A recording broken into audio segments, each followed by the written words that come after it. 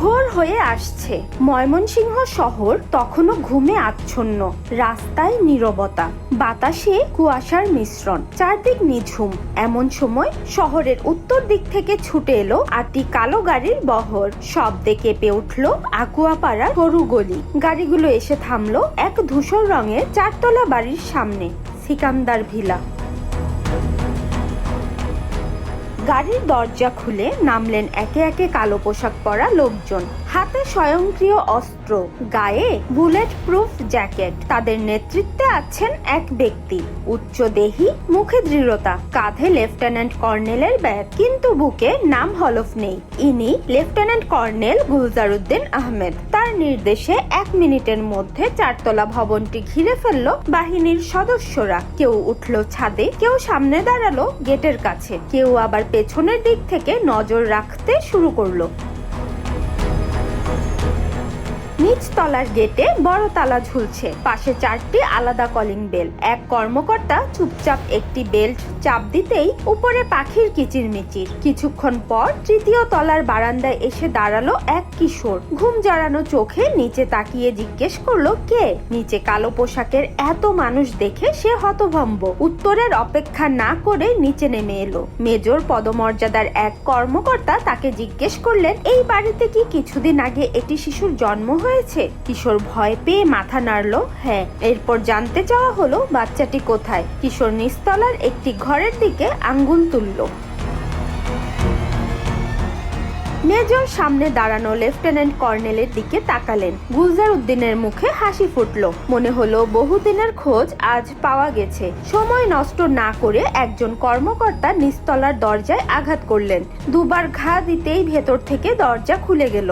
ঘরে ঢুকেই দেখা গেল দুজন নারী, দুজনেরই গায়ে বোরখা। একজন বসে, অন্যজন শুয়ে আছে। তাদের আচরণে ভয় আর অস্বস্তি। মেজর জিজ্ঞেস করলেন, আপনি কি বাংলা ভাইয়ের স্ত্রী? নারী চমকে উঠলেন, বললেন, এ নামে আমি কাউকে চিনি না। আবার প্রশ্ন, আপনার স্বামী কোথায়? জবাব এলো, বিদেশে। পাশের ঘরের ঘুমন্ত এক যুবককে টেনে আনা হলো। জিজ্ঞেস করা হলো, এখানে তোর বউকে? যুবক থতমত খেয়ে এক নারীর দিকে দেখালো। তখন কর্মকর্তারা বলল, তাহলে অন্য নারীকে? যুবক বলল, উনি বাংলা ভাইয়ের স্ত্রী।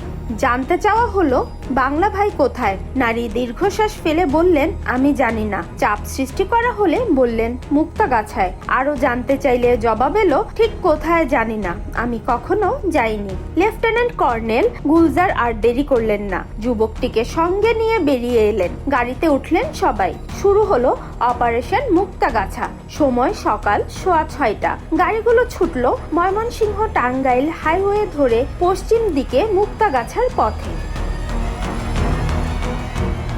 কয়েকদিন আগেই সিলেটে 33 ঘন্টার টানা অভিযানে ধরা পড়েছেন জেএমবির প্রধান শায়ক আব্দুর রহমান। দেশ জুড়ে তখন জঙ্গিবাদের তাণ্ডব। 2001 থেকে 2005 পর্যন্ত জেএমবির হামলায় নিহত হয়েছে 73 জন, আহত হয়েছে প্রায় 800 জন। আতঙ্ক ছড়িয়ে পড়েছে সর্বত্র।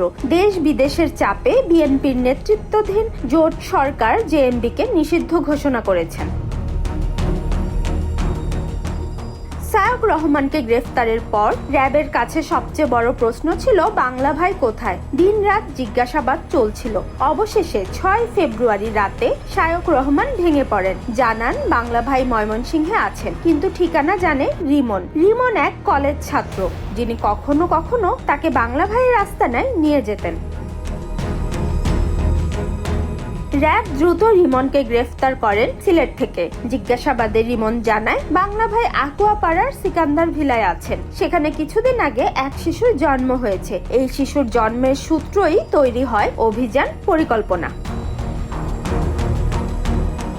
ময়মনসিংহে পৌঁছে র্যাব সদস্যরা মুক্তাগাছার রামপুর গ্রামের দিকে এগোতে থাকেন। পাকা রাস্তা শেষ হয়ে গেলে পায়ে হাঁটা শুরু হয়। 9টি দলে ভাগ হয়ে সবাই নির্দিষ্ট বাড়ির দিকে রওনা হয়। বাংলা ভাইয়ের স্ত্রী ও শিশুকে কাছের এক বাড়িতে পাহারায় রাখা হয়। বাকিরা চারদিক থেকে ঘেরাও করে ফেলেন সন্দেহভাজন বাড়িটি।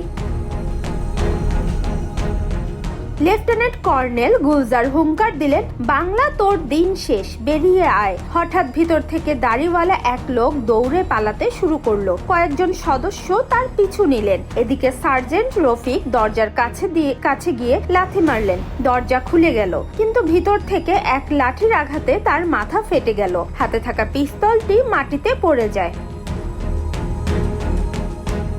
তারপর ভেতর থেকে আসে একটি গুলির শব্দ। নিশ্চিত হওয়া গেল বাংলা ভাই ভেতরেই আছেন। কর্নেল গুলজার চিৎকার করে বললেন, তুই আমার ফোর্সের গায়ে হাত তুলেছিস, তোর মৃত্যু নিশ্চিত। মুহূর্তের মধ্যেই ঘরের ভেতর প্রচন্ড বিস্ফোরণ ঘটে। আগুনে জ্বলে উঠল পুরো ঘর। ধোঁয়ার ভেতর থেকে ছিটকে এলো এক ক্ষত বিক্ষত দেহ। র্যাব সদস্যরা দৌড়ে গেলেন, কিন্তু তখনও সন্দেহ রইল বাংলা ভাই কি ভেতরেই আছেন। হঠাৎ দেখা গেল গায়ে কম্বল জড়িয়ে দরজার সামনে এসে দাঁড়ালেন এক দাড়িওয়ালা বিশাল দেহী মানুষ। তার মুখে ছাই, চোখে আতঙ্ক। তাকে দেখে কেউ আর ভুল করলো না, তিনি সিদ্দিকুল ইসলাম ওরফে বাংলা ভাই। রক্তাক্ত দেহে কাতরাতে কাতরাতে বাংলা ভাই বললেন, ভাই, আমার স্ত্রীর পর্দা যেন ঠিক থাকে। তার শরীর এত ভারী ছিল যে 6 জন মিলে টেনে তুলতে হলো রিক্সা ভ্যানে। এভাবেই 2006 সালের 6 মার্চ শেষ হয় বাংলাদেশের ইতিহাসের সবচেয়ে আলোচিত জঙ্গি ধরার অভিযান অপারেশন মুক্তাগাছা। এরপর তাকে ঢাকায় আনা হয়। তদন্ত ও বিচার শেষে 2007 সালের 29 মার্চ রাতে ময়মনসিংহ কারাগারে অন্য 5 জঙ্গির সঙ্গে কার্যকর করা হয় তার ফাঁসি। Desk report, heaven world.